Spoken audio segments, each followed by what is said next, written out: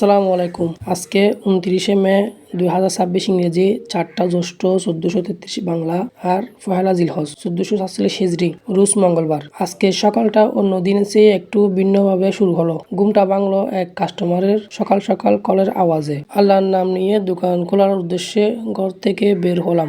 সকালের ফ্রেশ বাতাসে হাঁটতে হাঁটতে মনের মধ্যে একটা অন্যরকম ভালো লাগা কাজ করছিল। দোকানে এসে শাটার তুললাম, বিসমিল্লাহ বলে দোকানটা খুললাম।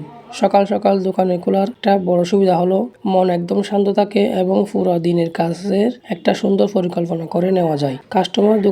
দোকানের কিছুক্ষণের মধ্যে একজন কাস্টমার ভাই আসলেন ওনার পছন্দের কাপড় নিয়ে। ওনার সাথে কথা বলে পছন্দ মতো ডিজাইন আর শুটিং মাপ নোট করে প্রথম অর্ডারটা বুক করে নিলাম। অর্ডার নেওয়া তো শেষ, এবার কাজে নেমে পড়ার পালা। কাস্টমারের সেই কাপড়টি টেবিলে বিছিয়ে নিখুঁত মাপে কাটিং শুরু করে দিলাম।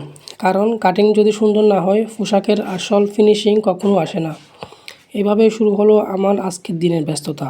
আপনার পছন্দের যে কোনো পোশাক নিখুঁতভাবে তৈরি করতে চলে আসতে পারেন আমাদের আনাজ টেইলার্সে। সবাই ভালো থাকবেন, সুস্থ থাকবেন। আল্লাহ হাফেজ।